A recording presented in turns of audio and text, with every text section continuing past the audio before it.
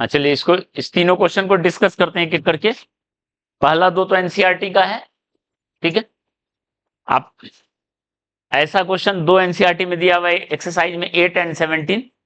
ऐसा क्वेश्चन जो है एग्जाम्पल 7.9, ठीक है। ये दो एनसीईआरटी का है, पर कंपटीशन के लिए भी बहुत इंपॉर्टेंट, कंपटीशन में भी ऐसा आता है, इससे कभी कभी आसानी रहता है, ठीक है। और ये क्वेश्चन जो है 2 बार जेईई मेन में आ चुका है, ठीक है। किसी का थर्ड आया क्या? आइडेंटिकल रॉड है मतलब क्या हुआ?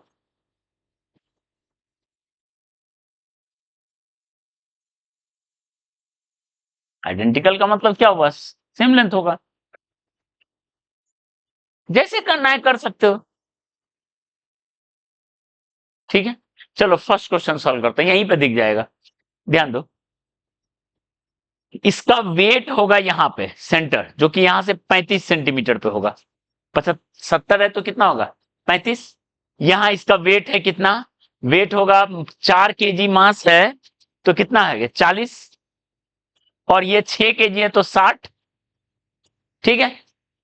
कहां से टॉर्क बैलेंस कर सकते हो? जहां से बैलेंस करना है कर सकते हो, ठीक है। बहुत तरीके से इसको बना सकते हो। मान लो ये यहां पर रिएक्शन है N1, यहां रिएक्शन है N2, ठीक है। तो चलिए फर्स्ट को हम सॉल्व कर रहे हैं। Net force 0, N1 plus N2 ऊपर और 60-40 नीचे। N1 और N2 मिलके 100 होगा, ठीक है। N1 और N2 मिलके 100 होगा। अब जो है पर N1 N2 का वैल्यू क्या होगा? ये टॉर्क से आएगा, तो कहीं से भी आप जीरो कर सकते हो, ठीक है। हम यहां से जीरो कर रहे हैं, हम ये एक्सिस लेके जीरो कर रहे हैं। आप यहां एक्सिस लेके जीरो कर सकते हो, यहां एक्सिस लेके कर सकते हो, यहां एक्सिस लेके कर सकते हो। तो एक एक्सिस ये, एक एक्सिस ये, एक ये। आप तीनों ट्राई करना घर पे, तीनों मेथड से ट्राई करना घर पे। हम एक यहां से कर दे रहे हैं, ठीक है। अबाउट सेंटर ऑफ रॉड, हम सेंटर ऑफ रॉड्स के अबाउट कर दे रहे हैं।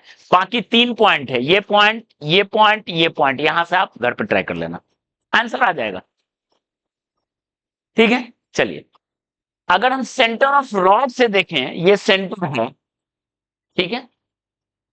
तो यहां से 40 न्यूटन का तो कोई टॉर्क नहीं आएगा, 60 का आएगा।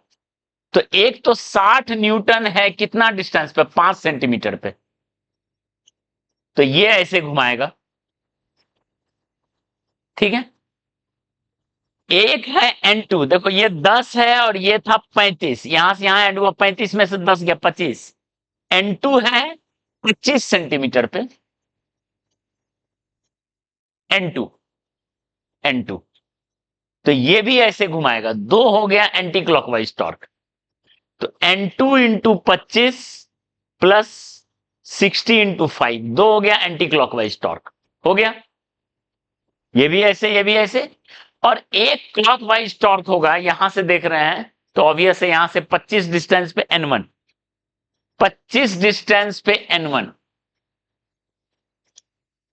25 सेंट, ये 5 सेंटीमीटर था, ये 25 सेंटीमीटर पे N1। तो ये कैसे घुमाएगा बताओ? ये ऐसे घुमाएगा, N1 इंटू 25 किधर होगा बताओ? ये इधर होगा, ठीक है। तो सॉल्व कर लेते हैं। N1 माइनस N2, इधर गया N1 माइनस N2, 25 को कॉमन ले लेंगे, इक्वल टू होगा 300। 25 से गया 12, 25 गुना 12 क्या हुआ? 300। तो N1 माइनस N2 का वैल्यू कितना मिल गया बताओ? 12। और N1 प्लस N2 का कितना मिल गया? 100। अब इसको सॉल्व कर लो, 2N1 हो गया 112, तो N1 का वैल्यू कितना हो गया? 56। वेरी गुड, आ गया था 56। और N2 का वैल्यू आ गया 12 घटा दो 44, आ गया N1 N2 का। बड़े आराम से बन गया क्वेश्चन। क्लियर है? फर्स्ट क्लियर है, ठीक है। चलिए सेकंड, सेकेंड लैडर वाला क्वेश्चन। फर्स्ट कितना से आ गया था? इतना देर में फर्स्ट नहीं आया था। अच्छा सेकेंड, चलिए सेकेंड। 5 मीटर लैडर है 37 डिग्री पे, ध्यान दो। ये 5 मीटर, 5 मीटर 37 डिग्री।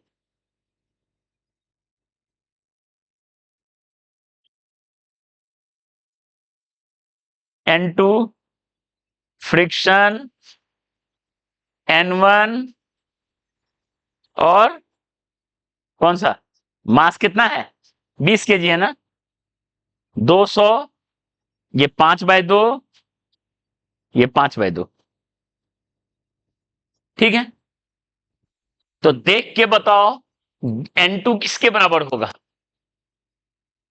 देख के ही लग रहा है N2 200 के बराबर, ऊपर फोर्स नीचे के बराबर। ठीक है, N1 नेट टॉर्क 0। देखो तो आप टॉर्क तो कहीं से 0 कर सकते हैं। उसमें जो थ्योरी बताए थे हम यहां से टॉर्क 0 किए, अभी हम यहां से टॉर्क 0 कर दे रहे हैं। लिखाए थे कि अननोन फोर्स जहां से है वहां से करोगे तो बड़ा फायदा रहेगा। यहां से टॉर्क 0 कर देंगे तो इस दोनों का लिखना ही नहीं है। किसका लिखना है? N2 का लिखना है। देखो तो N2 कितना, N1 का, N1 कितना हाइट पे है? ये 5 sin 37, और sin 37 कितना होता है? 3/5, यानी 3 मीटर। ये 3 मीटर पे, तो N1 इंटू 3 इक्वल टू, यहां से देख लेते हैं ये कितना होगा डिस्टेंस? 5/2 cos 37, और cos 37 होता है 4/5। 2 आ गया 200 इंटू 2, यानी N1 का वैल्यू कितना आ गया? 400/3। कुछ है क्वेश्चन में? एक एक लाइन का सॉल्यूशन। 400/3 आ गया था। गुड। N1 N2 हो गया। फ्रिक्शन, तो जितना फ्रिक्शन होगा उतना ही N1 होगा। देख लो इधर उतना उधर। और last limitation on coefficient of friction, तो कॉट थीटा किसके इक्वल था? 2 mu. Cot theta cot 37, 2 mu cot 37 कितना होता है? Mu must be greater than 2/, आ गया। ठीक है, चलो लास्ट, लास्ट किसी का आंसर आया? आज ही सोचे थे डाउट में पूछोगे। ठीक है, तो चलो ये तो हम बता दिए, पर तुम पूछने वाले थे, उस उपलक्ष्य पे एक और क्वेश्चन दे देंगे, उसको बना के आइएगा।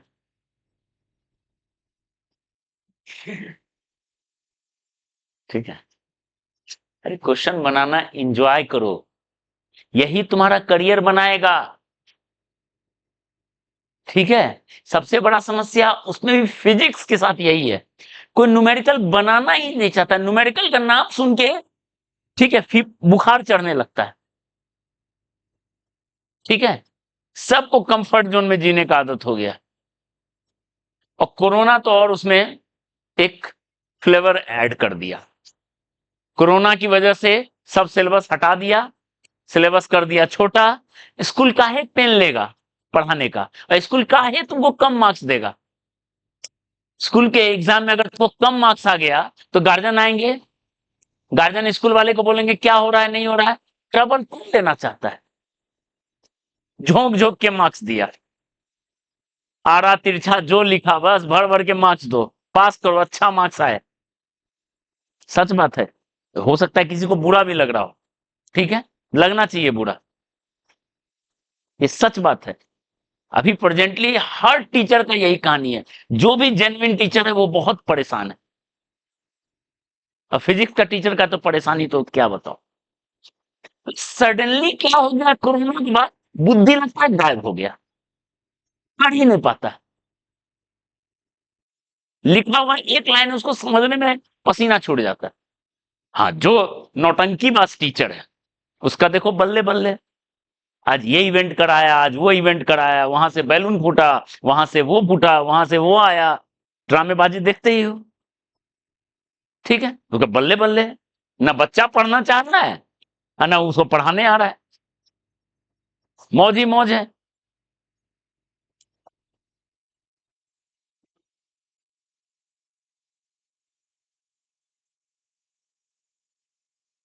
अब एग्जाम जब होगा जेई मेन, तो रिजल्ट का क्या है, रिजल्ट खरीद लेगा कोचिंग, उसको बच्चे के गुण से क्या मतलब है, रिजल्ट वो खरीद लेगा। 5 कोचिंग एक ही बच्चा का छापता है नाम। हाँ, एक माजिद हुसैन करके पढ़ रहे थे, एक लड़का था, 3rd रैंक आया। वो कौन इंस्टीट्यूट था, वहां पे कुछ टीचर उस पर सिंसियरली वर्क किए, 3rd रैंक आया। वो उस इंस्टीट्यूट का नाम नहीं, उसने पढ़ा है। 4 कोचिंग, फिजिक्स वाला था, अनअकैडमी, तो ये वो सब 50 लाख 60 लाख रुपया लिया, वहां से दिया उसको, कुछ कुछ करा लिया पेपर पे, कहाँ कोर्स किया है, ये टेस्ट सीरीज दिया, ये वो, बस हो गया उसका स्टूडेंट, तो छाप रहा है। ठीक है, यही ड्रामेबाजी चलता है। चलो 3rd नंबर क्वेश्चन,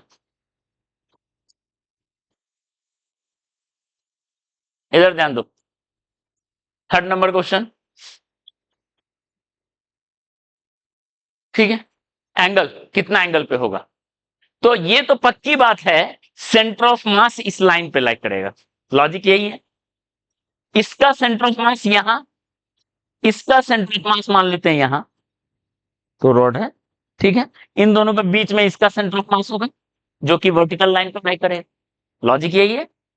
ठीक है, तो आपको ये एंगल चाहिए, तो एल शेप को अगर सीधा सीधा देखो कहां पे इसका सेंटर ऑफ मास लाई करता है, और अगर हम क्लास नोट्स याद होगा, क्लास में बताए थे और निकाले भी थे, इसका सेंटर ऑफ मास यहां, इसका सेंटर ऑफ मास यहां, तो इसका सेंटर ऑफ मास यहां होगा, एकदम आधा आधा, ये L/2 है, ये L/2 है, तो इसका कोऑर्डिनेट होगा L/4 L/4, इसका कोऑर्डिनेट होगा L/4 कॉमा L/4, यही होगा सेंटर ऑफ मास का कोऑर्डिनेट।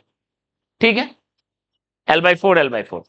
आप देखो उस सेंटर ऑफ मास को मिलाए हैं इस पॉइंट से, और ये एंगल चाहिए, यानी आप ये एंगल खोज रहा है, ये एंगल चाह रहा है, ये थीटा, यही चाह रहा है ना, देखो तो, यही थीटा चाह रहा है, टेढ़ा हो गया है, ये लाइन हो गया सीधा, वो लाइन हो गया टेढ़ा, थीटा तो वही है।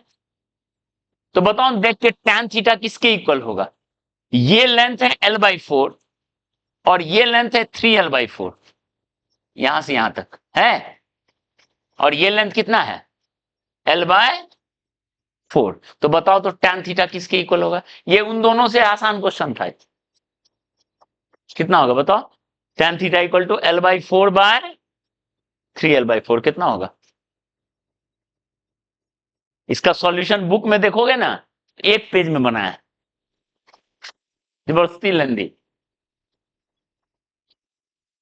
ठीक है, क्लियर है, समझ में आया। ठीक है, अब आप घर पर ट्राई कीजिएगा, अगर ऐसा रहता,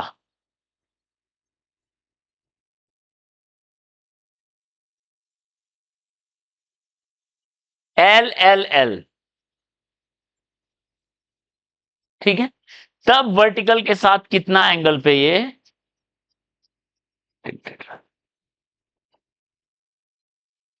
वर्टिकल के साथ कितना एंगल पे टिल्टेड। ठीक है,